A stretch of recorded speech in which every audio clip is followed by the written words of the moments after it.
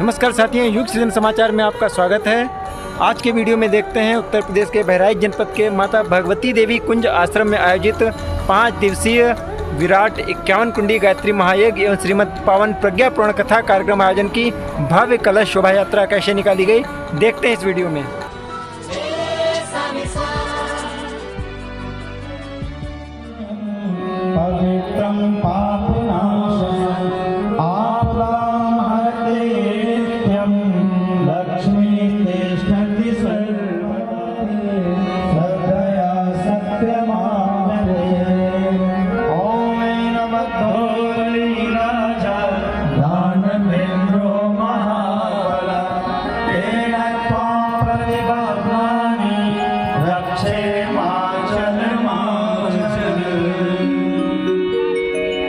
कलश पूजन के लिए मात्र शक्तियां ही इस कलश को धारण कर सकती हैं।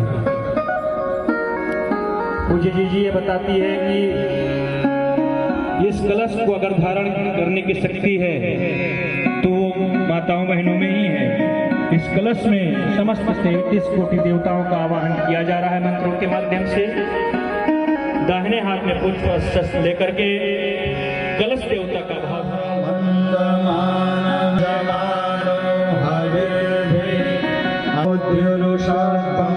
समान आयु प्रमोष ज्योतिरजो सतामाजस्य तनोपरिष्टं यज्ञं समर्पयामि गन्धाक्षतं पुष्पाणि धूपं दीपं नैवेद्यं समर्पयामि। ॐ कृष्णमाश्रिता अत्र गायत्री सावित्री शांति पुष्टिकरी सदा त्वयिष्ठन्ति भूतानि त्वयि प्राणाः प्रतिष्ठिताः शिवः स्वयं त्वमेवासि विष्णुस्त्वं च प्रजापति आदित्या वसवो रुद्रा विश्वे देवाः सपैतृकाः त्वयिष्ठन्ति सर्वेऽपि यतः कामफलं ब्रह्म सर्वदा प्रसन्नो भव सर्वदा।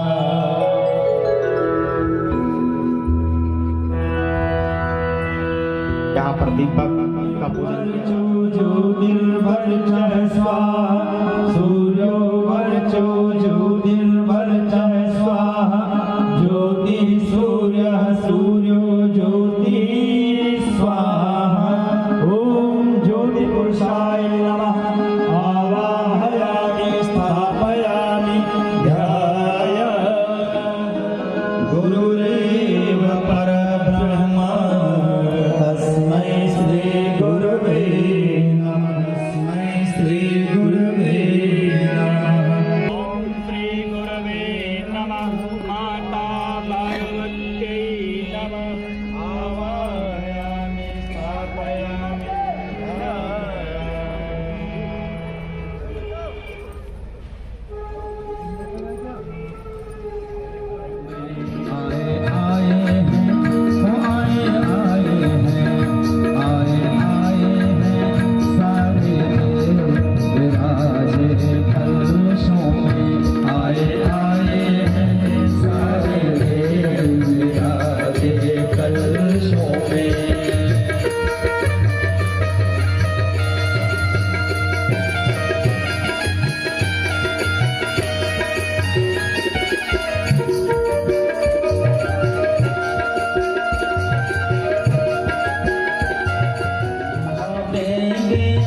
सृजन की शक्ति ब्रह्मा देंगे सृजन की शक्ति और विष्णु भाव में भक्ति और विष्णु भाव में भक्ति जग पालन संदेश हो जग पालन संदेश हमारे कलशों में आए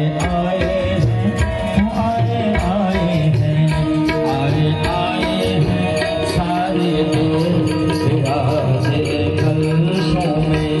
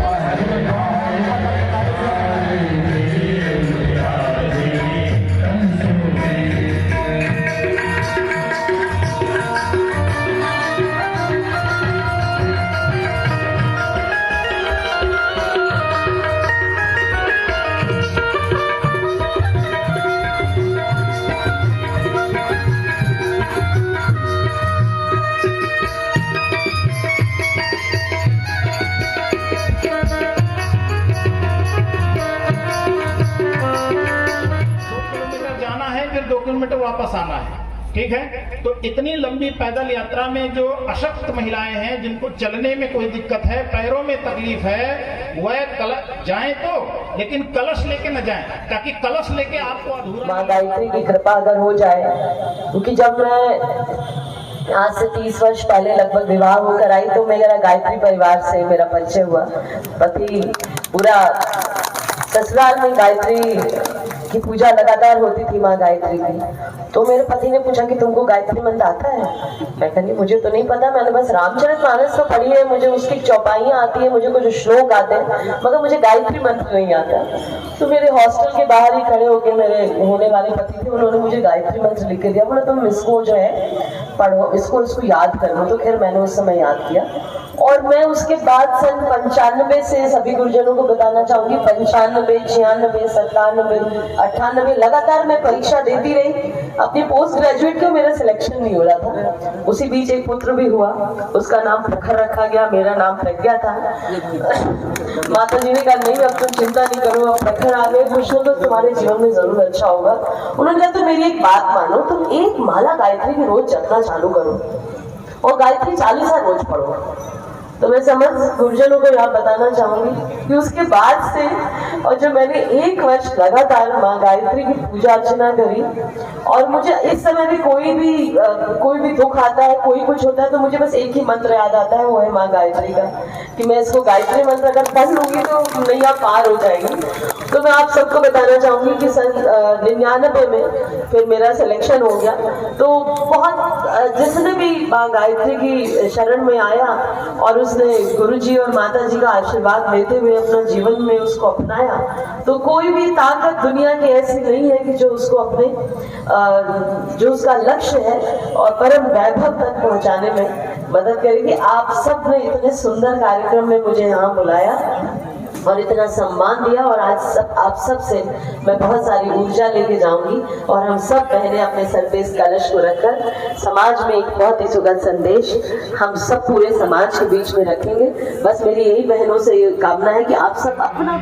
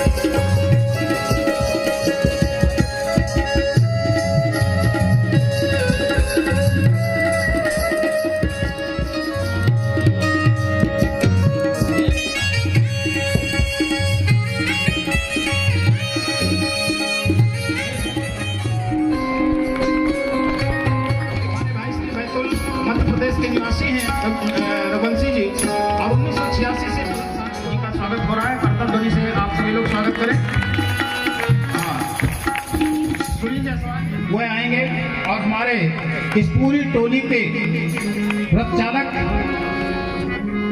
तो हमारे भाई श्री मोहन रजावत जी बैठे हुए वाहन सारथी जो कोटा पैसा के द्वारा सब बच्चों का स्वागत सम्मान।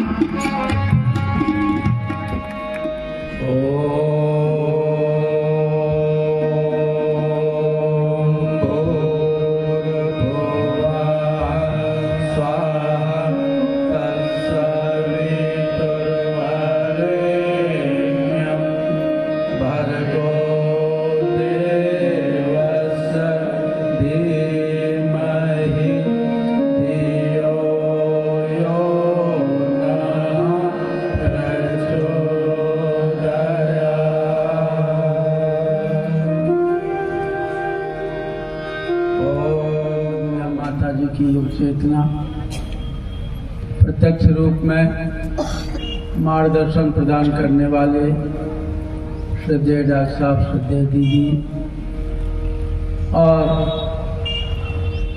यहाँ पर सुंदर स्वरूपों में बैठे हुए भगवान शिव, भगवान कृष्ण, राधा, देशभक्त भारत माता रानी लक्ष्मीबाई को बोल हनुमान लाला की वीर बजरंग बली की वीर बजरंग बली की तरफ मेरा ध्यान ही नहीं गया, क्योंकि हमेशा भगवान के चरणों में ही बैठते हैं। ये यहाँ पर विराजमान है और इतनी चिलचिलाती धूप में सुबह से भगवती कुंज की ओर अपने कदम बढ़ाने वाली और कलश यात्रा की शोभा बढ़ाने वाली देवी स्वरूपा माता बहनों, इस क्षेत्र के श्री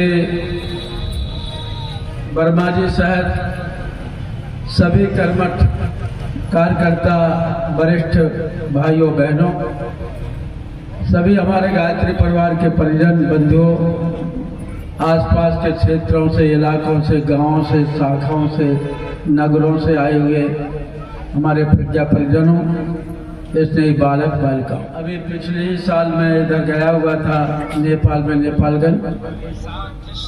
यहाँ से निकल कर जा रहा था तो मैंने यहाँ पर बहुत सारे करीब 10-20-50 परिजन इकट्ठे थे। मेरी गाड़ी रुकी, मैंने समझा कोई छोटा मोटा मंदिर होगा तो चलो दर्शन कर लेते हैं। लेकिन जब मैंने भगवती कुंज में प्रवेश किया 1 साल पहले, तो मुझे यहाँ बड़ी दिव्यता का अनुभव हुआ और बड़ा सुंदर ऐसा लगा जैसे महाकाल की योग चेतना यहाँ पर प्रत्यक्ष दिखाई दे रही है। मेरे मुंह से निकल गया कि चलो ऐसे सुंदर आश्रम में एक कथा करेंगे, और मुझे पता नहीं था कि इन दिनों हम लोग इतने बिजी हो जाएंगे। आज बहुत बड़ी मीटिंग हुई है शांति कुंज में, अश्वमेध से लौटे हुए भाई बहनों की। मैं अश्वमेध एक काठोली नायक था तो मैं नहीं रहा वहाँ। रास्ते में श्रद्धा दीदी का भी कुछ मार्गदर्शन प्राप्त हुआ, भैया का भी फोन आ गया था, और दीदी ने कहा भी कि वो बहराइच में ऐसा क्या कार्यक्रम है जो आप जा रहे हैं। तो उनका दीदी मैं कमिटमेंट कर चुका था, इसलिए मुझे जाना पड़ रहा है।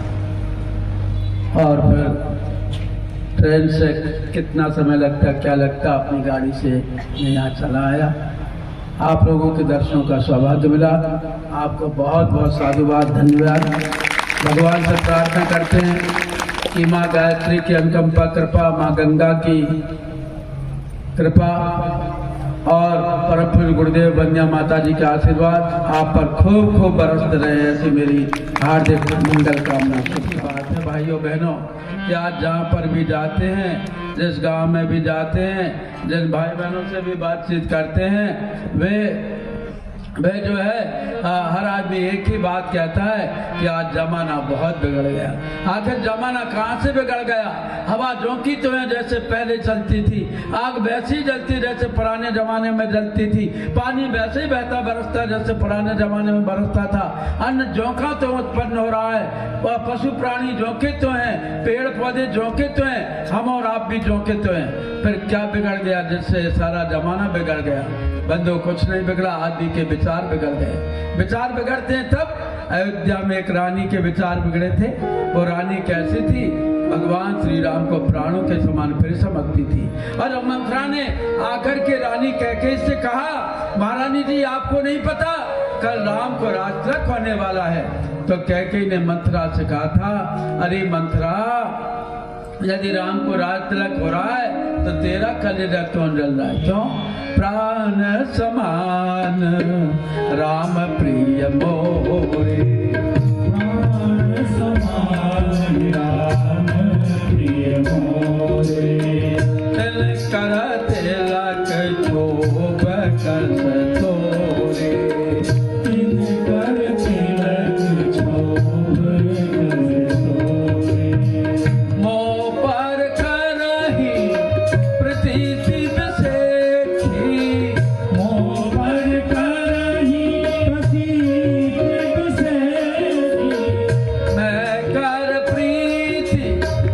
परीक्षा देखी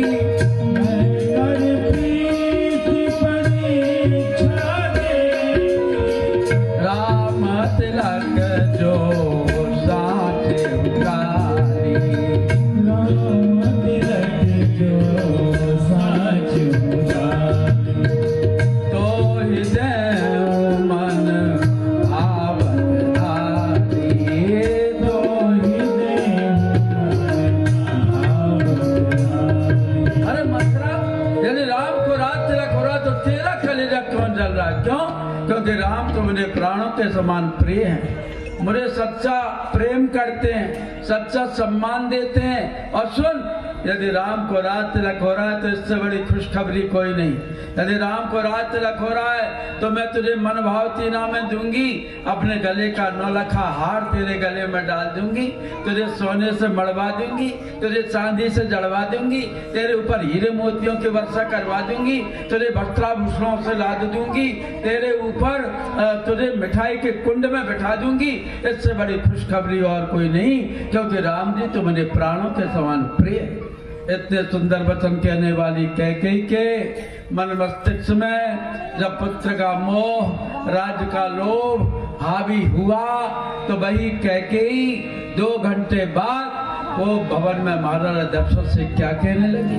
जब उसके विचारों में विकृति आई, संकीर्णता आई, तो जो राम जी को प्राणों के समान प्रिय कहती थी, वही 2 घंटे बाद को भवन में महाराजा दशरथ से कहती है, सुनाहु प्राण प्रिय भावत जी का, सुनाहु प्राण प्रिय भावत जी का, देहु प्रथम बर भरतहि टीका, देहु प्रथम बर भरतहि टीका, मांगऊ दूसर बर कर जोरी, मांगऊ दूसर बर कर जोरी, पर बहुनाथ मनोरथ मोरी, पर बहुनाथ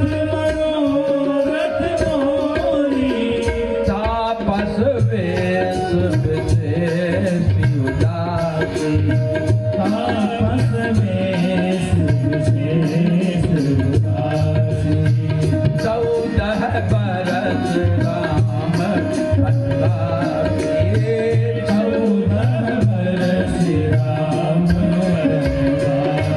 जो कैकेयी भगवान श्री राम को अपने प्राणों के समान प्रिय बतलाती थी, वही कैकेयी 2 घंटे बाद को भवन में महाराजा दशरथ से कहने लगी, महाराज कान खोल करके ध्यान पूर्वक सुन लो। प्रातः काल होते होते साधु का वेश बना करके राम जी को विशेष उदासी बन करके 14 वर्षों के लिए वनवास में जाना चाहिए। और यदि वन को नहीं गए तो ध्यान से सुन लीजिए कि होत प्रात मुनि वेश धर जो न राम बन जाए, मोर मरण राव रस रब समुद्र मन माई। प्रातः काल होते होते राम वन को नहीं गए तो मैं कैकेयी कहने लगी, प्रातः काल होते होते यदि राम वन को नहीं जाएंगे तो मैं आत्महत्या कर लूंगी। और राजा दशरथ क्या कहने लगे, कैकेयी यदि राम वन को नहीं गए तो तू मर जाएगी, और राम वन को चले गए तो मैं मर जाऊंगा। राजा दशरथ ने घोषणा कर दी, कैकेयी मैं तेरे पैर पकड़ करके कहता हूँ कि जिया मीन बारो बार बिहीना, जिया मीन बार बिहीना, मणि बिन फण कजिया बर दीना, मणि बिन फण कजिए बर दीना, कहा हूँ सो भावना फल मन माही, कहा हूँ सो भावना फल मन माही, जीवन मोर राम बिना नाही,